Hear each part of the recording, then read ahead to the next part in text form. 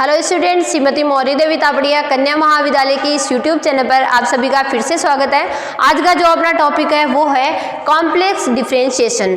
आज जो है वो अपन सम्मिश्र अवकलन को अपन डिस्कस करेंगे कि अगर कोई सम्मिश्र फंक्शन है, कॉम्प्लेक्स फंक्शन है, तो उसके लिए डिफरेंशिएबिलिटी का क्या यहाँ पर फॉर्मूला रहता है, क्या डेफिनेशन रहती है, उसको अपन किस तरह से डिफाइन कर सकते हैं, किस तरह से यहाँ पे कॉम्प्लेक्स प्लेन यहाँ पर डिसाइड होता है, इन सबको अपन आज की वीडियो के अंदर डिस्कस करने वाले। प्रीवियस वीडियो में अपन ने कॉम्प्लेक्स फंक्शन के लिए लिमिट को डिस्कस किया था और उसकी डिफरेंशिएबिलिटी नहीं, उसकी जो कॉन्टिन्यूटी थी उसके बारे में भी अपन ने डिस्कस किया था। आज जो अपन डिस्कस करेंगे वो इसकी डिफरेंशिएशन के बारे में डिस्कस करेंगे कि कोई भी जो कॉम्प्लेक्स फंक्शन होता है उसके डिफरेंशिएबल होने के लिए क्या कंडीशन यहाँ पर हो सकती है। तो सबसे पहले यहाँ पर डिफरेंशिएबिलिटी की कंडीशन देखेंगे, अवकलनीयता।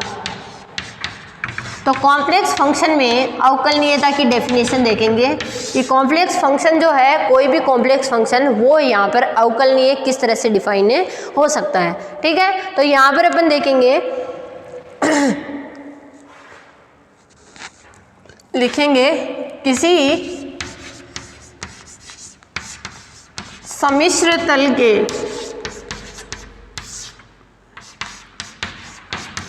के कोई प्रांत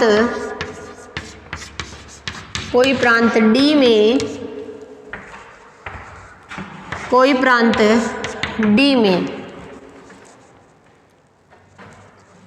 परिभाषित फलन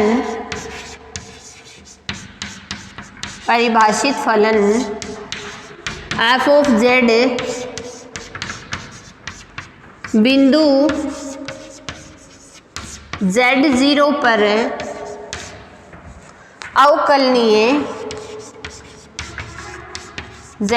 पर अवकलनीय कहलाता है यदि किसी बिंदु z0 पर ये अवकलनीय कहलाता है यदि f z0 plus del z minus f of z बटा z माइनस यहाँ पर बिंदु अपन किस पर बात कर रहे हैं, z इक्वल टू z0 पर। ठीक है, और यहाँ पर नीचे अपना क्या आएगा, डेल z। ये जो वैल्यू है इसका जो मान है वो कैसा होना चाहिए, यहाँ पर अद्वितीय मान यहाँ पर प्राप्त होना चाहिए। यदि limit del z tends to 0 f डेल z0 plus del z minus f z0 बटा डेल z अद्वितीय रूप से विद्यमान हो, यानी इसका जो मान है वो क्या होना चाहिए, यूनिक होना चाहिए, अद्वितीय रूप से विद्यमान हो। देन उस कंडीशन में अपन क्या बोलेंगे कि अपना जो फंक्शन है वो कैसा होगा, डिफरेंशिएबल यहाँ पर होगा। और कौन से बिंदु की बात कर रही है, यहाँ पे z0 बिंदु पर डिफरेंशिएबिलिटी की बातें की गई है। यानी कोई कॉम्प्लेक्स फलन में अगर अपन ने कोई फंक्शन डिफाइन किया है f ऑफ z है, तो वो z का कोई बिंदु उठाया अपन ने z0 बिंदु पर अवकलनीय कहलाता है यदि limit del z tends to 0 f z0 plus del z minus f of z0 बटा डेल z, इसकी जो वैल्यू है वो अपने पास में एक यूनिक वैल्यू, यहाँ पे अद्वितीय मान अगर अपने को प्राप्त होता है तो वो फलन जो है वो z0 पर क्या होगा, अवकलनीय यहाँ पर होगा। ठीक है, अब देखिए अवकलनीयता की डेफिनेशन देख ली है अपन ने। अब अपन देखेंगे कि इसको अब नोटेशन जो है वो क्या रहता है। तो इसका जो नोटेशन है वो क्या रहता है, f डैश z। ठीक है, जिस भी बिंदु पर अपन इसको, जैसे z0 पर बात कर रहे हैं तो f डैश z0 हो जाएगा, z1 पे बात करेंगे तो f डैश z1 हो जाएगा। जिस पॉइंट पर अपन डिफरेंशिएबिलिटी की बात करेंगे उस पॉइंट के साथ में ये डैश लगा के दिखाया जाएगा। ठीक है, अब देखिए इसको अपन एग्जाम्पल की हेल्प से और अच्छे से इसको समझते हैं कि एग्जाम्पल से अगर अपने को गिवन है कि कोई फंक्शन अवकलनीय है कि नहीं है तो अपन किस तरह से उसको चेकआउट कर सकते हैं। तो देखिए पहला जो एग्जाम्पल है वो यहाँ पर गिवन है अपने को,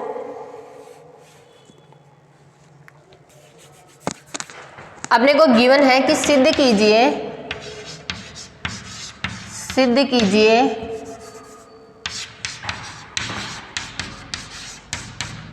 कि f ऑफ z, और f ऑफ z की वैल्यू क्या है, z बार। ठीक है, f ऑफ z की वैल्यू अपने को क्या गिवन है, z बार गिवन है। किसी भी बिंदु पर अवकलनीय नहीं है, किसी भी बिंदु पर अवकलनीय नहीं है।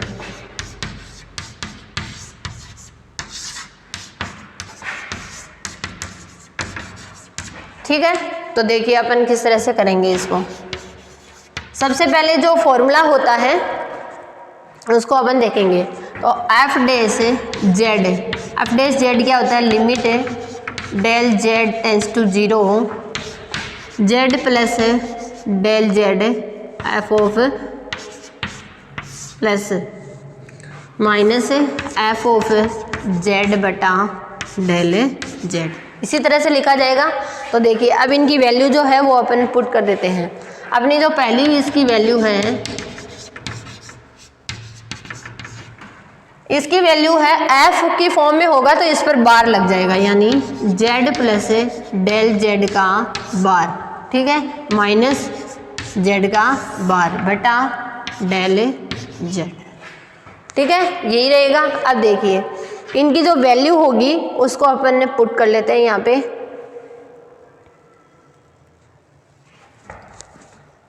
यहाँ पर जो है इसको फाइंड आउट करते हैं इनकी वैल्यूज को, और अपन इनको हटाते हैं। तो देखिए अपने पास क्या बचता है,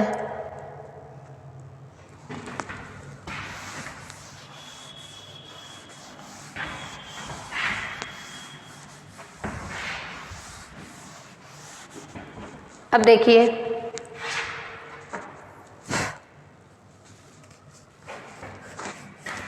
लिमिट है del Z tends to 0।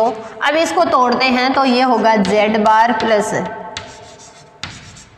Z 0 का बार माइनस जेड बार बटा यहाँ पर होगा डेल जेड। अब देखिए ये तो इससे क्या हो जाएगा, कैंसिल आउट हो जाएगा।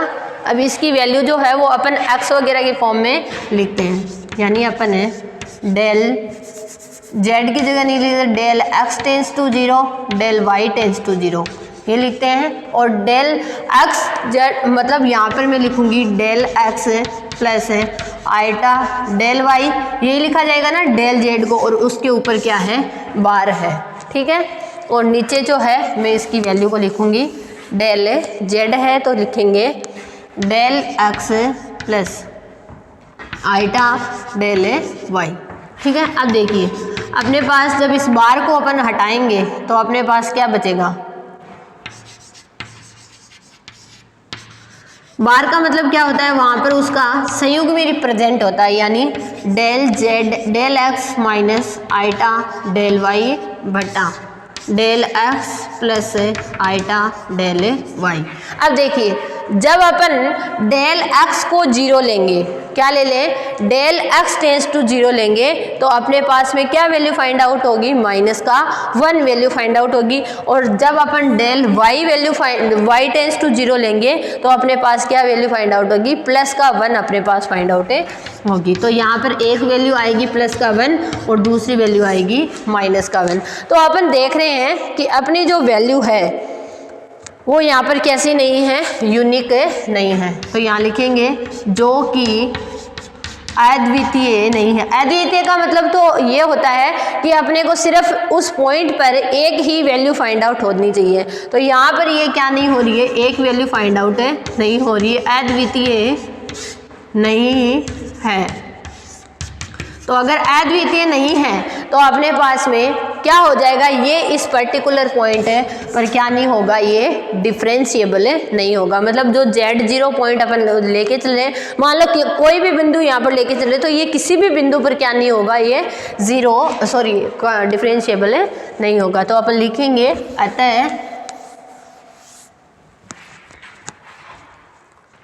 अतः एफ जेड किसी भी बिंदु पर अवकलनीय नहीं होगा। अवकलनीय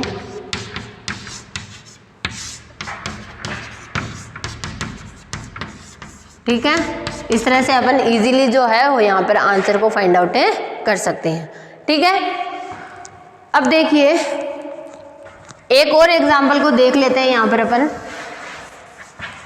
उससे और अच्छे से समझते हैं कि डिफरेंशिएबिलिटी के लिए अपन किस तरह से अपन जो फॉर्मूलाज है उनको यहाँ पर देख सकते हैं। तो देखिए अपने को गिवन है कि f of z equal to z की power n। f of z की वैल्यू क्या दे रखी है, z दे रखी है और बताना है कि ये प्रत्येक बिंदु पर अवकलनीय है। प्रत्येक बिंदु पर अवकलनीय, यहाँ लिख देती हूँ, नेक्स्ट एग्जाम्पल है अवकलनीय है।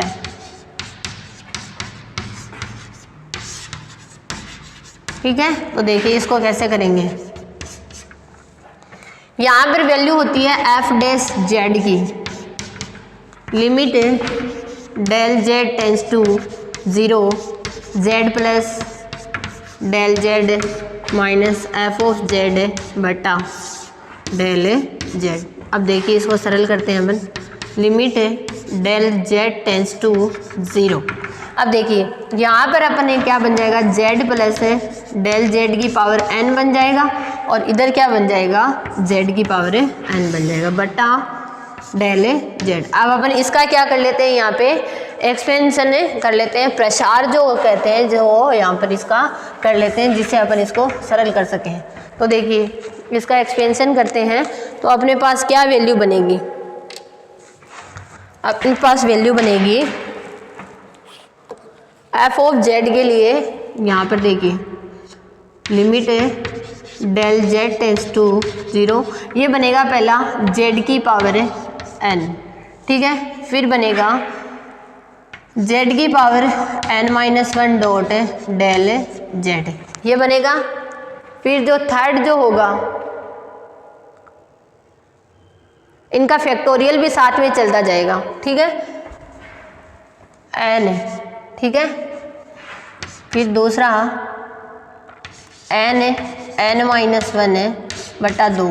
ठीक है, थर्ड जो टर्म होगा वो यही होगा n माइनस 1 बटे 2 और z की पावर n माइनस 2 और डेल z का स्क्वायर। इस तरह से जो है ये आगे आगे वैल्यू जो है वो चलती जाएगी और इसके माइनस में क्या है, z की पावर n है और बट्टा में क्या है, डेल z है।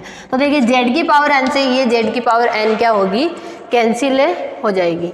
ठीक है, और यहाँ पर अब अपन वैल्यू को निकालेंगे। तो देखिए डेल z जो है limit del z tends to 0। अब सबका अपन डेल z में क्या कर देते हैं, डिवाइड कर देते हैं। तो अपने जो पहली टर्म आएगी वो आएगी n z की पावर n माइनस 1, दूसरी जो आएगी वो n माइनस 1 बाई 2 z की पावर n माइनस 2 इंटू में एक डेल z बच जाएगा क्योंकि बाकी डेल z तो क्या हो गया, एक डेल z से कैंसिल हो जाएगा। अब देखिए जैसे ही अपन डेल z को क्या करेंगे, 0 पुट करेंगे, तो 0 पुट करते ही ये वाली टर्म क्या हो जाएगी, 0 हो जाएगी। तो अपने पास में वैल्यू क्या बन जाएगी, n z की पावर n माइनस 1। ठीक है, ये वैल्यू अपने पास फाइंड आउट हुई। तो इसका मतलब ये क्या हो जाएगा, प्रत्येक बिंदु पर अवकलनीय हो जाएगी। ये अपने पास में यूनिक वैल्यू है तो प्रत्येक बिंदु पर अवकलनीय होगा। ठीक है, इस तरह से अपन कोई भी जो क्वेश्चन अपने को गिवन हो तो उसके लिए डिफरेंशिएबिलिटी को अपन इजीली जो है वो यहाँ पर इस तरह से चेक कर सकते हैं। ठीक है, तो ये था अपना आज का वीडियो कॉम्प्लेक्स डिफरेंशिएशन के बारे में। आई होप आपको समझ आया होगा। आप इस वीडियो को ध्यान से देखिएगा और कुछ भी नहीं समझ में आता तो शेयर कीजिएगा। Thank you so much.